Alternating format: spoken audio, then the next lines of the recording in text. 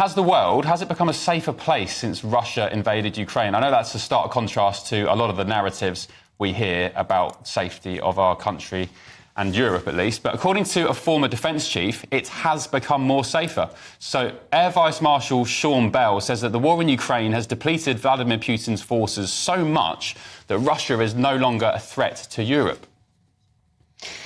You might be in the minority thinking this, Sean. You're here. Good morning. Good morning. Just explain then a little bit more, because we're not just talking about boots on the ground with Russia. I mean, we're talking about their nuclear capability as well here. Yeah, good morning. I mean, first of all, this newspaper article, I was supporting a journalist of a national newspaper, and funny old thing, what came out on the newspaper was not representative of the conversation that we had at all. But the central theme of it was, as a commentator, as a former military guy, I do quite a lot of commentary these days, and I get informed by MOD and some pretty significant seniors. The worry is that the media is fanning the flames of this being on the verge of World War III. I get walked up to regularly and asked, are we with fear in people's eyes? And the honest answer is no. It does feel a more dangerous place. Of course it is. But are we on the verge of World War III? No. When I was in the Ministry of Defence, the driving threats that governed what we configured our defence for were Russia and China. Now, Russia has played its hand in Ukraine and played it badly. We were really scared about Russia's capability. It has proven that it hasn't been that capable at all. It's lost thousands of main battle tanks, hundreds of thousands of soldiers. It has depleted its military significantly, and the threat it once posed is no longer as credible to the rest of Europe for at least another decade. It does not mean we're safe. It simply means that actually, in terms of the Russian threat, we shouldn't be playing a World War III narrative. That doesn't feel appropriate at all for our nation. Well, Sean, that's the tone of what you're saying there is a lot different to what we hear from people such as Tobias Ellwood, who says that we're heading for not world war, but a world at war. And also General Sir Patrick Sanders, who said that, talking about conscription of our young people. So why? I mean, who's right? Are you right, or are they right? There's no right and wrong on this, Ben. I'm grey-haired, old enough to know that there's nuances in all of this. Some of our military leaders inevitably are using this as the opportunity to try and get more money for defence. They want a bigger army, bigger navy, bigger air force. We need all that, though, don't we? Well, I'm a pragmatist as well. Of course, as an ex-military guy, I'm going to want more kit. But the reality is that we are living in a country where we've got the biggest overdraft ever. We've got an NHS on its knees, etc. Are there other ways we could enhance security in this country? One of those is we're a member of NATO. That's a central pillar of our defence capability in this country. Last information available is 11 out of 32 countries actually pay their 2%.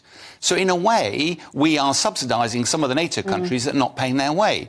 Now, I understand that we're on track for about 50% of the countries now paying their way, but it does feel that before we take even more of a pinch nationally, we should be looking to some of our NATO colleagues to actually step up as well, particularly some of those countries that are rather closer to the threat than we are. Do you think, therefore, you just alluded to it there, that NHS spending should take priority over defence spending, that defence spending should not be the top three? No, I think what I'm saying is that the number one priority of any government is to defend our nation, and I absolutely believe that is central. My point being is that governments, again, I've spent a long time in the military side of this, the governments throw money at a problem and hope it goes away. How we deliver defence, I think it's a lot more subtle. We are, have we learned nothing from the war in Ukraine? Russia is using technology, Ukraine is using technology far more. Drones, have they had a really manifest difference? The Houthis terrorising the Red Sea even though they don't have a navy. The Ukrainians who don't have a navy pushing the Russian navy out. There are some fundamental lessons for defence that fall from this. And how we configure defence, yes, we need ships, tanks and aeroplanes, but we also need to embrace that technology in a Team UK approach rather than simply just focusing on the defence companies. Regarding the war in Ukraine, we know they're getting lots more weaponry now from us, from the United States. Do you think that war remains finely balanced? Does it tip now more towards Ukraine winning? Do you think it could still end up with where there'll be some settlement done? Well, there's a lot. If Putin wins, does that put us into a much more perilous situation, more akin to what you were deemed to have said, which you now say was misrepresented? Yeah, no, I think if Putin does come away from this conflict with any form of win, however he paints it, I think that will leave Putin emboldened, and that clearly is a worry for the West. But also it's what China feels. It will be looking at this to work out whether it wants to go into Taiwan or not. If Putin prevails and gets away with it, surely that emboldens China as well. In terms of the weapons going in, I think, Ukraine's been on the back foot in this conflict for the last few months. Momentum is everything in warfare. It will take a while, probably months, before that momentum is reversed. Just because somebody in America signed a form doesn't actually get the weapons in the hands of the warfighter. That will probably be months before the tide is turned. Whether or not Ukraine can actually prevail. Last year, we were sat here at this time of year waiting for the spring offensive, expecting that Russia would be swept out.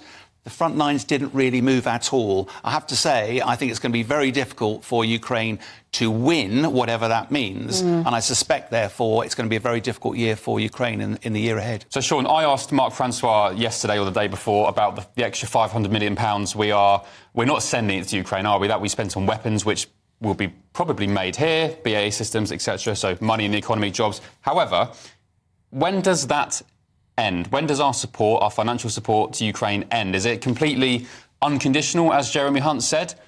Is it a bottomless pit of taxpayer money? When should we pull the plug, if ever?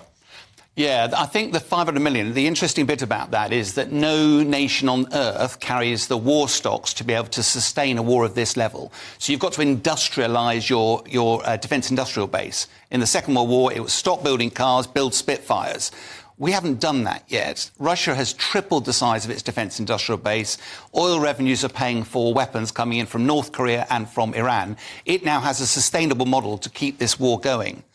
What has Ukraine got? And what we haven't done up till now is invest in our defence industrial base. That money was designed to get industry who are not going to invest to deliver half a dozen shells. If you're going to deliver weapons over a 10-year period, industry will invest. And that's why the government has said we're putting industry on a war footing.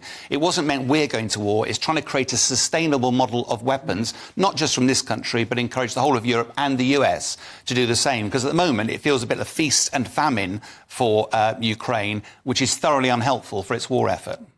Okay. Retired Air Vice-Marshal Sean Bell, thank you so much for coming in to talk to us and giving us your analysis there. Thank you. Thanks, Sean.